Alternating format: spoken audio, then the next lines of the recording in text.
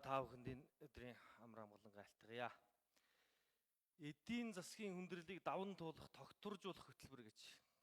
Уг нь би бол дотроо бодохдоо яаж төмөө олноо бүгдээрээ энэ гадны хэрэглгээний зүйлээсээ өөрснөө эргээд бүгднг нь одоо хийдэг болтол нь бүтээдэг болох бай.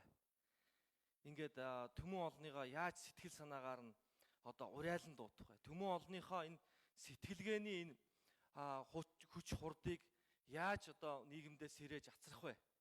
Ийм талын юмыг хийх болов гэж би бол дотроо бодсон чинь яг л эсэргээрээ нөгөө л нэг газар авахыг усаа яа, хүмүүсээс юм гуйлагчлаа. Хөрөнгө оруулагч л ирвэл одоо бид нарыг их сайхан болгоно. Дандаа л нөгөө гаднаас нэг юм гуйлагчин зангаараа л нэг юм юмнууд бичсэн. Тэгээ дотор нь одоо морин тойруулахыг мөрөөдөө тоглоомын газар байгуулъя энэ гэсэн тийм юм байна. Тийм одоо ийм сэтгэлгээний ийм хямрал давтчихжээ. Энэ тархины тураалтай ийм зүйл хийсэн байна гэж би бас дүгнэж байна.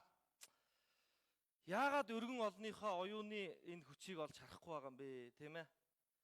Сэр хийлгсэн ийм шин содон жинхэнэ Монголын одоо төрчний жинхэнэ зөв зүйл рүү орлоо шүү гэдэг ийм зүйлийг хийхгүй байна. Яг сэрэлтийн лам шиг болцсон яг нэг зилээ өвхэд явж байгаа юм шиг санагдаж байна. За ингээд хараад ажиглаад байхад энэ их хурлын чуулган ийм сайн сайхны төлөө биш. Зүгээр л нэг ийм өөрөөсөө өөрчлөгдөж чаддаггүй, өрөөл олныгоо уриалж чаддаггүй. Ингээд зүгээр нэг ийм ярьдаг. Энэ зүгээр ийм чуулааны өргөө биш. Зүгээр ийм маргааны ийм хэрүүлийн л газар юм шиг надад санагдаж байна.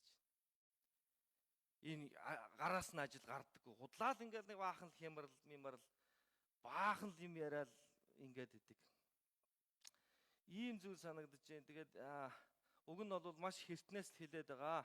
Энгийн байх, төмөө олондоо хандаад тэдэн дотроо ороод уриалаад дуудах ийм чиглэлийн сэтгэхүй бол байх ёстой. Тэгээд оюуны хувьсгал, сэтгэлгээний хямралаас энэ оюуны хувьсгал хийж гарцгаая л гэж хэлмээр санагдаад байна. Тэгээд энэ тарих сэтгэхүйн тураал ийм хямралд Монгол өртчээд байна гэж хэлэх гээд байна. Тэгээд энийг бол би дэмжихгүй байна. За сая Эрдэнтийн тухай асуудал ингээд дигдлээ.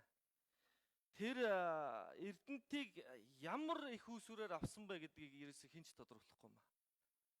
Хоосон тэгэл эргээл. Одоо уг нь энд нөгөө нэг юуны хэлэлцүүлэг, нээлттэй хэлэлцүүлэг хийх ёстой шүү дээ. Тэр яагаад хийгдэхгүй байгаа юм бэ? Тэр Монгол улсын ерөнхийлөгч гэж нэг залчин нөхөр байна тэр. Тэр хүнийг яагаад нэг байшин дотор байж дуудаж оруулж ирээд асууж болохгүй.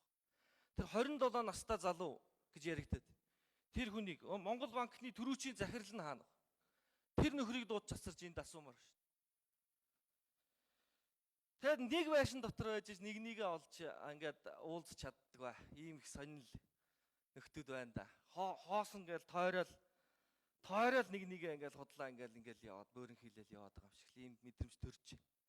Тэгэхээр энэ хилцүүлгийг хийгээч гэдгийг бас энэ дашрамж шаардмаар байна.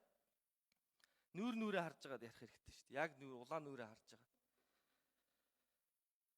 За иймэрхүү байна. Тэгээд цаашлаад ингэх юм бол энэ Эрдэнтийн асуудлаар би Монголын үндэсний телевизэд цаг өгөх тухай саналаа хургуулсан байж байгаа. Эдгээр хүмүүс энэ их хурлын танхимд ирж юм уу эсвэл ямарваа нэгэн байдлаар нүрээ харж уулзахгүй байгаа тохиолдолд бүх хүмүүст одоо дуудаж нүрээ харж энэ Монгол орныхаа төлөө ярих тухай ийм зүйлүүдийг одоо цаашаа би авч хэрэгжүүлж зогсдгүйгээр явах болно. За тэгээд энэ эдийн засгийн хүндрэлээс бол бид бүхэн бол төмөө олноо уриалж ижил бүгд нийлж ижил гарна. Үндэснийхээ үйлдвэрлэлүүдийг дэмжих тухай, хүн болгон дор бүрнээсээ өөрчлөгдөх тухай энэ зүйлэл яригадаад байгаа шүү дээ. Түүнээс биш гаднаас юм гуйлагчлах тухай биш.